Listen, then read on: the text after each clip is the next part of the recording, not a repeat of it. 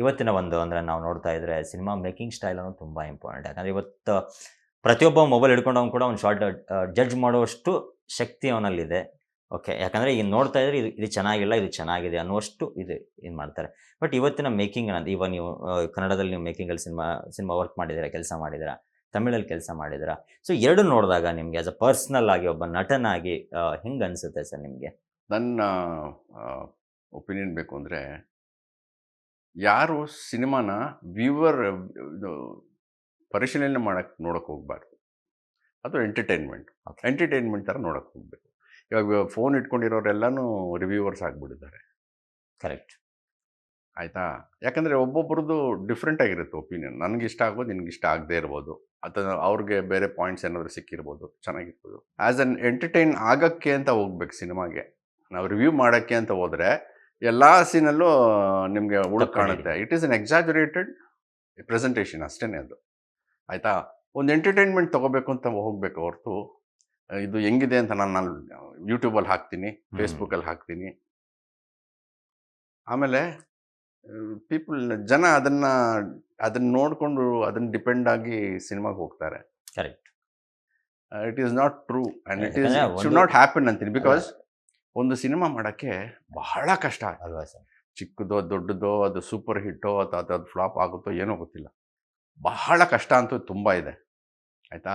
ಒಂದು ಸಿನಿಮಾ ಮಾಡಿದ್ಮೇಲೆ ತೆರೆಗೆ ಬರಬೇಕು. ಅಟ್ಲೀಸ್ಟ್ ಒಂದು ವಾರ, ಒಂದು 10 ದಿವಸ ಓಡಬೇಕು. ದುಡ್ಡು ಹಾಕಿದವರು ದುಡ್ಡು ಮಾಡಬೇಕು. ಕರೆಕ್ಟ್. ಆಯಿತಾ? ಏನೇ ಆಗಿರಲಿ. ಯಾಕಂದರೆ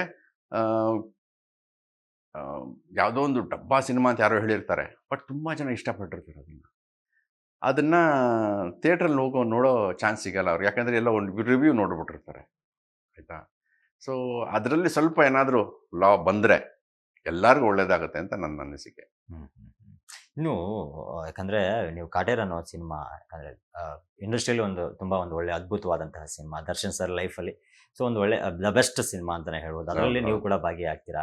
ಸೊ ಅದು ಅಂದರೆ ದರ್ಶನ್ ಸರ್ ವಿಚಾರವಾಗಿ ಒಂದಿಷ್ಟು ನಾವೆಲ್ಲ ನೋಡಿದ್ವಿ. ಆಮೇಲೆ ಅವರ ಒಂದೆಲ್ಲ ಒಂದು ಕಡೆ ಅಭಿಮಾನಿಗಳಿಗೆ ನೋವು ತಂದಿದ್ದು ಉಂಟು. ಸೊ ನಿಮಗೆ ಆಸ್ ಅ ಪರ್ಸ್ನಲ್ ಆಗಿ ನೀವು ದರ್ಶನ್ ಸರ್ ಬಗ್ಗೆ ಹೇಳೋದಾದರೆ ಏನಂತ ಹೇಳ್ಬೋದು ಸರ್? ಏನು ಅನಿಸುತ್ತೆ ನಿಮಗೆ?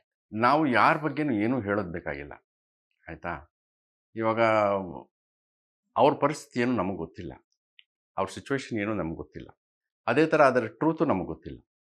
ಆಯಿತಾ? ಅದೇನು ಟ್ರೂತ್ ಏನು ಗೊತ್ತಿಲ್ಲ ನಮಗೆ.